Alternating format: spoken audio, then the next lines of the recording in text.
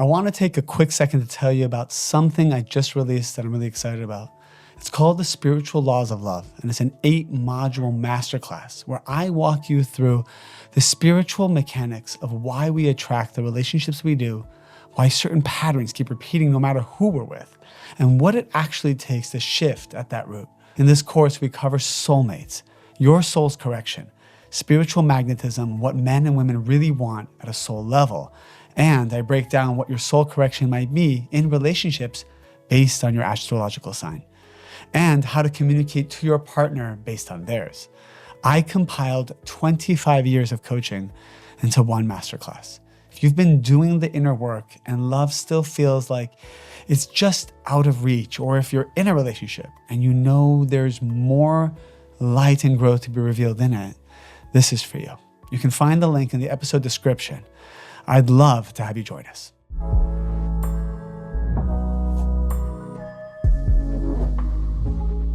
Welcome everyone to the David Gihyam podcast, where I talk about the energy of the week and how it pertains to our soul in order to create miracles in our lives. I actually thought I would start by reading from one of the ancient texts from a great sage, Rav Yehuda Ashlag. And when you read from the original writings of these great sages, you draw down their light and the strength of their soul. And so many of us are going through challenges in our lives, right? We're trying to grow. There's something deep internally that is pushing us to expand. That is because the light of the Creator, when our soul was created, desires to bestow upon us a great beneficence. Basically, all the pleasures and happiness and joy that we're all looking for is what the Creator desires to give to us, because that light is often greater and bigger than our current vessel. There's a lack of similarity of form with the Creator, and so the vessel is small. It cannot hold these blessings. We feel pressure in our lives. We feel stress. We feel that people are against us. We feel challenges. We have physical pain. We have emotional pain. And many people are plagued with worry and doubt. And that is completely normal. It is part of the process, the human process of why we are here. However, that being said, it is all a test. It is all a test to grow you and expand you to be able to receive the destiny that is truly meant for you.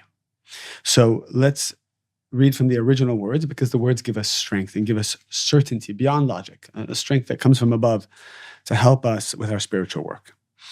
And Rav Ashlag says, this is what is meant by a passage that he's referring to from the Bible. Okay, so as we know, Kabbalah is the deepest understanding, the secrets, soul-level understanding that was taken from the Bible and all the great sages, all the way to Abraham and beyond. There's a verse from Deuteronomy that says, and one should cleave, should connect to become one with him, with the Creator. And it uses actually a him as a male terminology, even though the Creator isn't a man or a woman. It is male Kabbalistically represents the force of giving, while the female energy is the force of receiving and manifesting. So it says that the purpose of our soul is to become one with the Creator. Because then a person makes their form, so you make your form similar to that of the Creator. So what is Kabbalah? Is a study of the Creator. What is the Creator? What are the attributes of the Creator? One of them, for example, we talk about all the time is certainty. Do you have certainty? You have certainty that everything is good? Do you have certainty that everything that is happening in your life is exactly as it should be in order to bring you to your highest happiness? We must reconnect to that certainty every day, because challenges come and it pulls us away from that. So one of the qualities of the Creator is certainty. Do you have certainty right now? Because if you do, you have similarity of form with the Creator. And so you are binding to the light of the Creator. This similarity of form is called, in the ancient language, divakut, which means to cleave. And as was said earlier, when this divakut, when this cleaving is achieved in all the parts of the soul to their perfection, then all the spiritual world shall return to the aspect of what's called Ein Sof, which means the endless. Okay, I'll explain that in a moment. As they were before the Simsum, I'll explain that as well, which is called the contraction. Okay, when a person is going through a test, so let's say right now, something that's bothering you, is something that's causing you pain. This is a test. Why? Because the pain that you feel comes from the fact that you think you don't have something. You don't have some kind of knowledge about the future, maybe. You don't have security. You feel maybe you don't have love or a relationship. You feel that maybe what you have is unstable and you might lose it. Because you have pain. You have pain. And that is the test that you are facing. However, in the upper world, right now, all of your problems are gone. So there is a reality where you have no problems. There's a reality where you have no loneliness. You have no poverty. You have no instability. These two worlds are existing at the same time. This other world has many names to it, but one of them is called the Ein Sof, the endless, meaning there is no end, there is no death. So there is a reality right now that you are living in, you are experiencing, you are living a destiny that is endless. Only green lights, only blessings on every level, on the physical, on the spiritual. You have respect, you have fame, you have wealth, you have love, and you have it in such a way where it's not up and down. Sounds good, right? So this reality exists and it's called the endless. And every time you correct a part of your soul, so let's say you correct your anger, you're going through something that's making you very angry, very, very angry.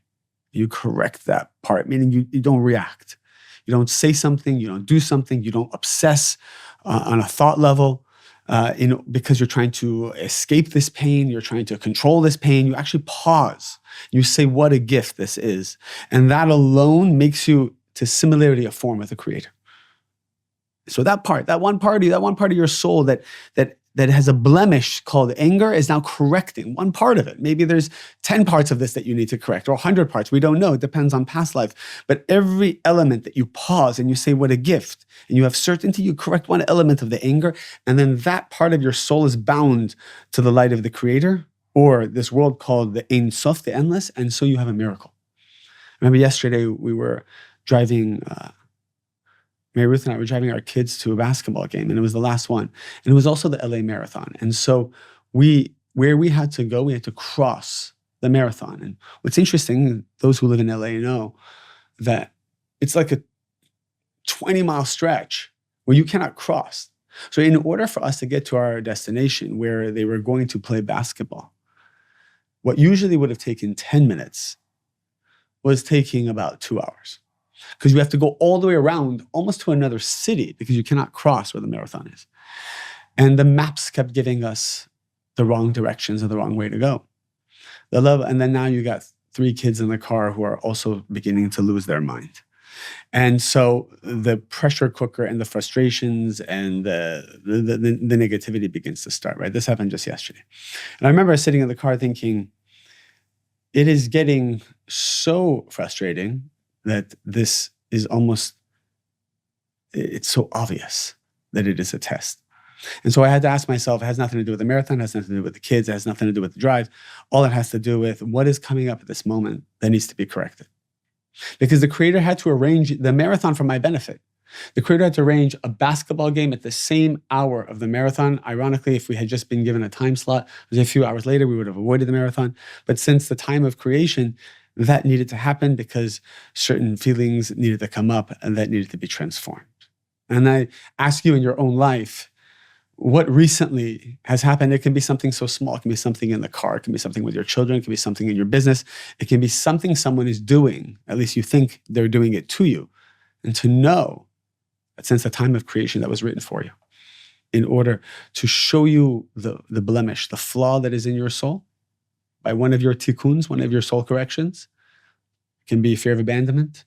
If you have the fear of abandonment on any level, on any part of your soul, someone must come to make you fall in love with them and then pull away.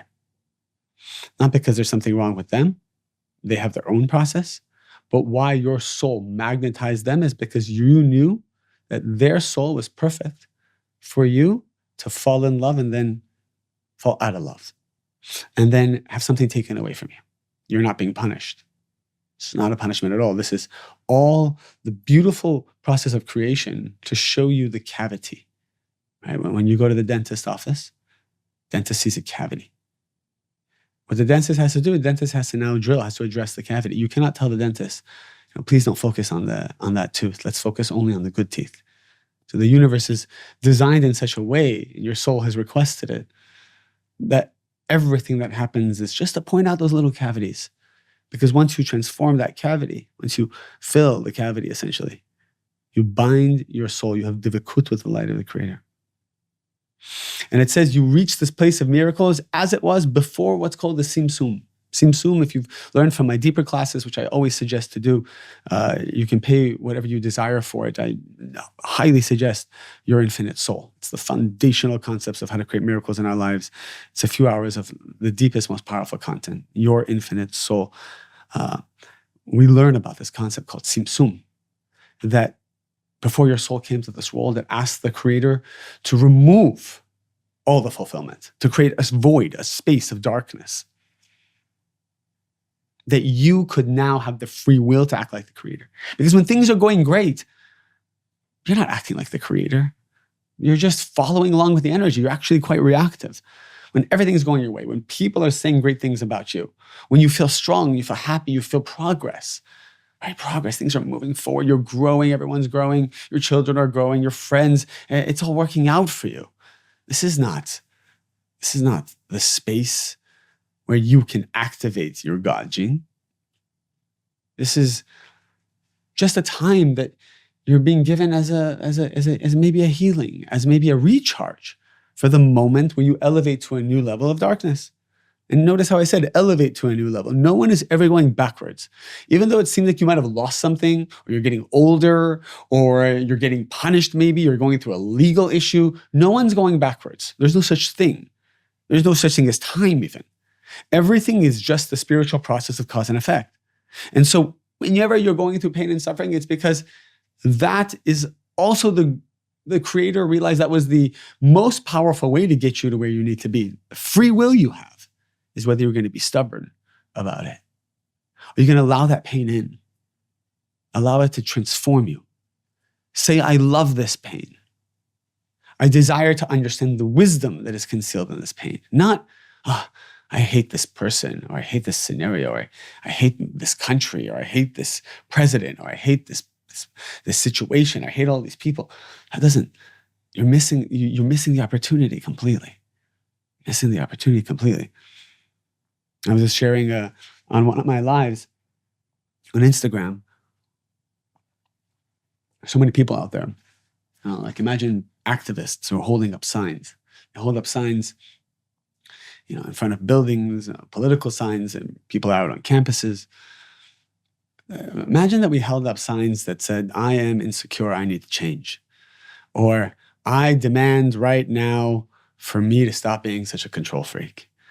Or signs that kind of, all we see are people holding up signs, whether it's on social media, whether it's out in person, signs about how everybody else needs to change. You need to change. I'm here to tell you what's wrong with you. I'm here to shame you and make you feel really bad about what's wrong with you. And all that does is it creates the energy of what's called the left column, judgment, givura.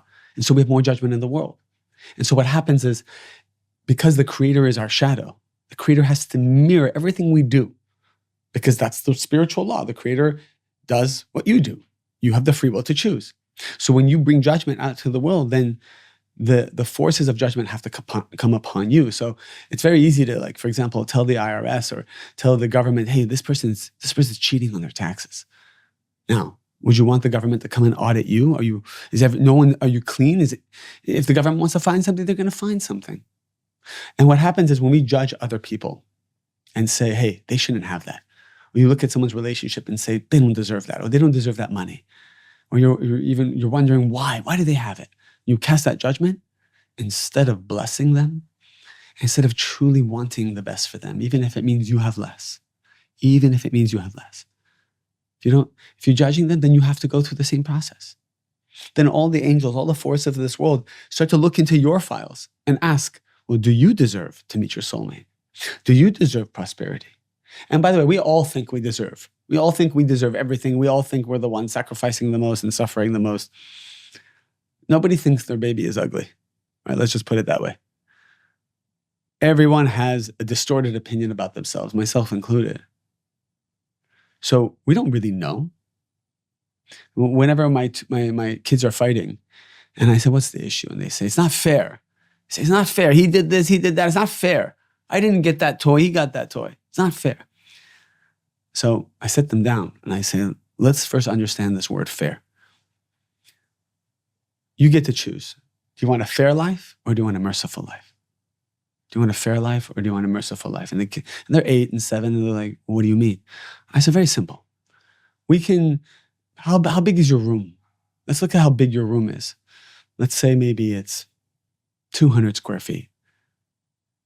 Let's go look at all the rooms of all the different children. In fact, let's look at the rooms of your brother and sister. Their room is smaller. Maybe their room is 100 square feet. If we're really going to be fair, let's now take you out of this room, and for half the year, we'll put you in the smaller room. My 8-year-old's looking at me and saying, "Well, I don't want that." I said, "Well, you want mercy then. You don't want fair, because the moment you ask the Creator for fair, or even you begin to judge someone else, you're asking for fair, then I can tell you so many blessings that we have in our lives, we are receiving because we've been given a spiritual advance from the Creator, not because we've actually earned them." Sometimes a person gives birth easily and they have a child. It was so easy for them. Do you know that maybe you weren't meant to have a child, but the Creator gave you mercy and gave you the child with ease because in the future, it was seen that maybe you'll transform and change and pay the spiritual debt that way. Meanwhile, other people struggling through 10 rounds of IVF and this drug and that issue and this surgery just to have a child. You don't know. Just because it's easy for you doesn't mean that you figured it out. It could be that you received the spiritual loan. You look at any success I've had in my life or blessings, and I tell myself, on one hand, my ego says, "Well, look how hard you work. Look how much you sacrifice. Look how many broken moments you had. Look at all the spirituality." The truth is, it could all still be a loan. Maybe all the work I did is just a fraction of creating the vessel of all the fulfillment I have. None of us know the debt. None of us know, because when you judge someone else, you are calling your debt. You are basically calling your debtor, which is the Creator, and saying, "Okay, I'm ready to pay my debts." And the Creator says, "Well, you don't have anything to pay because you haven't done the spiritual work. You haven't put light in the bank. If in the last week you had darkness and fears and you overcame them and you had certainty beyond logic, even though you have nothing to hold on to, you don't even see a sign of how things are going to get better in any way, but you still say, 'I have certainty.' Okay, now you get light in the bank. Even if your physical reality doesn't change, just by you saying certainty or thank you, or you're having appreciation, your mind over matter activates and takes over, you put light in the bank. And especially when you don't see miracles in this world, there's more light in your spiritual bank account that one day you'll cash in. So do not call your debts. Because when you begin to judge other people, especially when you begin to judge yourself and blame yourself and shame yourself, you're calling your debt. And so the forces, the negative angels will come and they will look into your files. And that's why when people judge, especially judge themselves, you get hard on yourself, more negativity comes. More negativity comes. So we do not want fair. The simsum that occurred, the contraction that occurred, was to allow the souls a space to have free will to act like God. It's like when I bring a puzzle for my child, it's not already made. I have to break up the pieces of the puzzle so he can put it together. If I give him a ready-made puzzle, he's going to hate it. Nobody wants a ready-made puzzle, and that's the power of the simsum. And it says here a verse from Isaiah the prophet, from the writings, "And in their land they will inherit double." That's a code. Because then these perfected souls, so you who have transformed yourself, transformed your negativity, not transformed other people's negativity, but yours. Rav Ashke is calling you a perfected soul. You can now receive all the pleasure and goodness that has always been ready for you since the time of creation. What does it mean to receive double, inherit double? It means both in the physical and the spiritual worlds. So many people, and I'm going to close this podcast with this and then also a meditation. So many people wake up every morning thinking, how do I achieve success or happiness or love here in the physical world? Okay, so I go to my job, I work really hard. I'm using all these new tools. I'm using my friends, my networks. I'm going out. I'm going to exercise. I'm healthier. Okay, this is the physical world. Do you want to inherit double? Do you want to inherit miracles both in the physical and the spiritual world? Because in the spiritual world, what is the reward you get? You get wisdom. You get divine inspiration. Would you want the Creator whispering in your ear exactly what to do, exactly where to go so that you don't have to suffer, so that you don't have to have darkness? Is this something that you desire? Or you just rather use ChatGPT and AI and ask questions to the technology? All the most powerful AI in the world doesn't even hold a candle, not even a small light, to the power of the Creator being able to guide you and show you what to do. In fact, the only reason AI has come to where it is to show us the possibility of what it will be like eventually when all of us souls, especially through this wisdom of Kabbalah, which is for all souls and all religions, to be able to receive from the universal GPS that is the Creator, from this network, spiritual network that is completely divine and sees the truth and sees the past, present, and future in one moment. This is the greatest power, more powerful than all the computers in the world who have the most powerful technology and AI. So that's why you don't have to be afraid. People say, are you afraid of AI? I said, nothing is more powerful than the Creator, not even AI. The Creator will always make sure this energy, this light force intelligence will always be stronger than the darkness, no matter what. Our free will is to create a vessel for this light. So yes, pain and suffering does not have to occur in our lifetime. Let's do a meditation now to connect to this energy in a stronger way and carry it with us to the week. I want you to sit comfortably now. Take a deep breath in and relax yourself and take yourself out of the physicality that you are finding yourself in.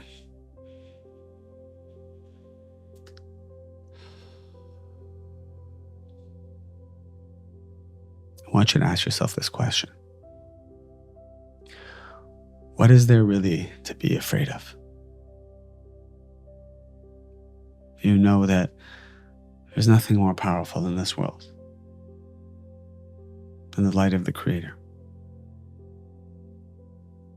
And every day that you have a desire to connect to this light, even when you fall, even if you are not perfect, even if you've made all the mistakes, things that you regret so much from your past, you can still choose in this moment to be with the light.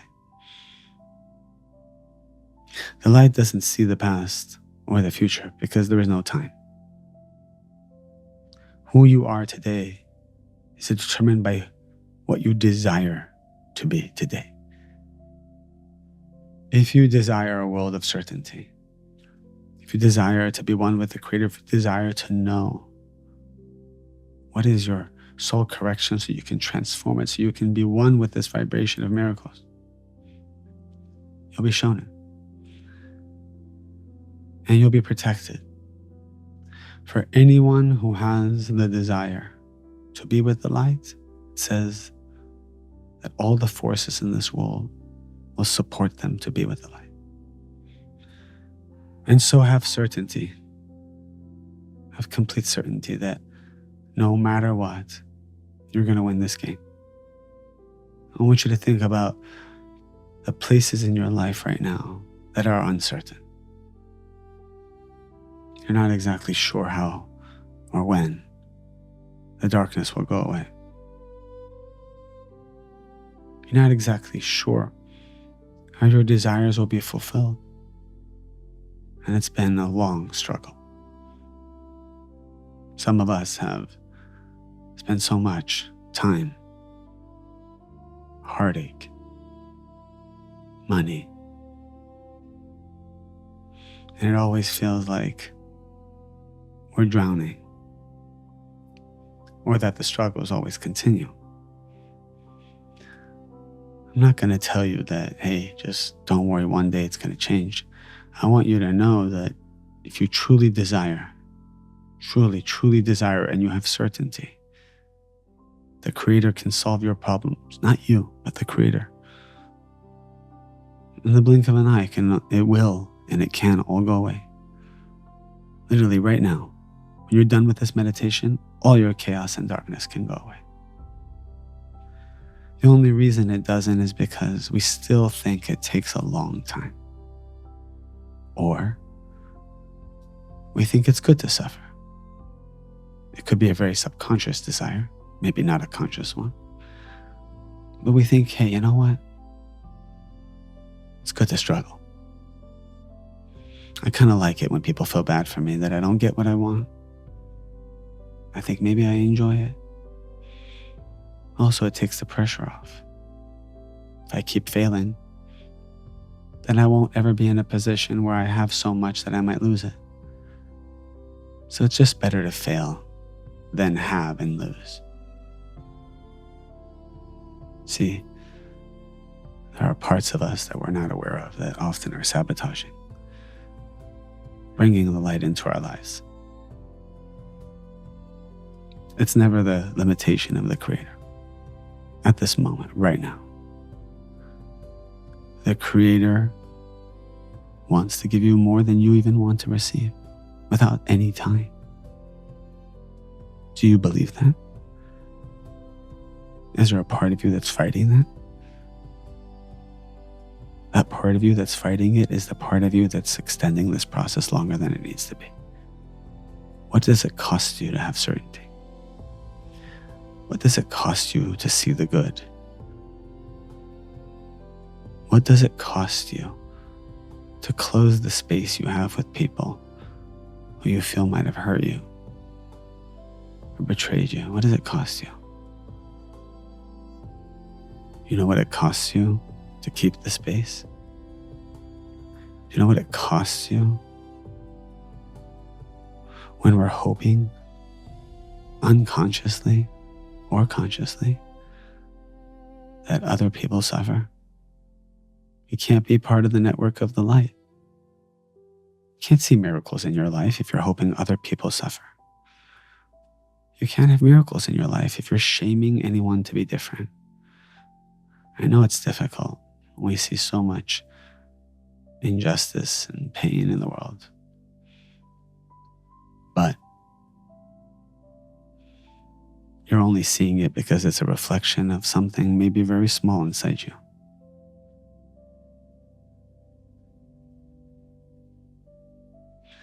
If you feel that other people are controlling, if you feel that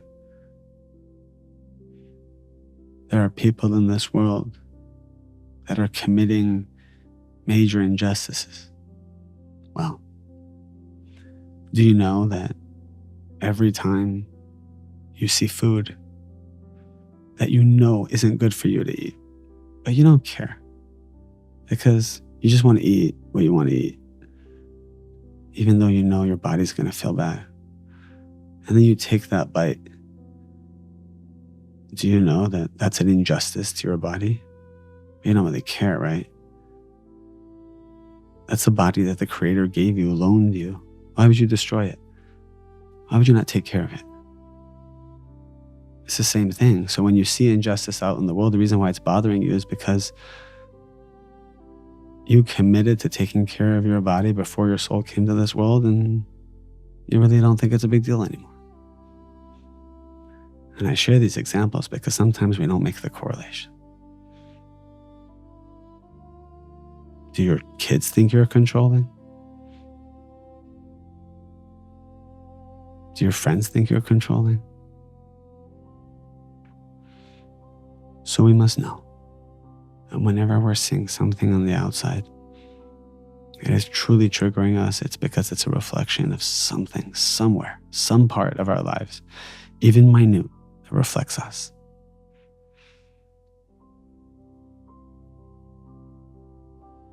This is the month where the old us is being shed once again. Around the beginning of April, a new energy, a new soul, a new destiny comes that's called the light of Chaya. It's a very strong light, and it breaks through anything in your life that should not be there, and you are already experiencing that 30 days prior. Anything you are attached to that is limiting you is going to slowly crack. And it might crack because it needs to elevate, or it might crack because it needs to leave. Are you open to just letting it go? Let go of all your attachments. So we allow the Creator to bring to us what is truly for our highest good, not because we're holding on to it because we're afraid to lose it. Stop settling for the crumbs. You're worth and worthy of so much more. Part of the spiritual work is just to realize that in our lifetime.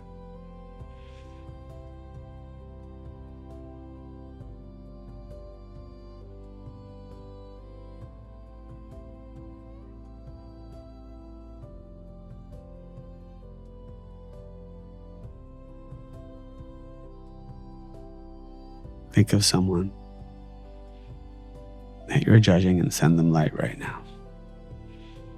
Surround them with a white light of unity.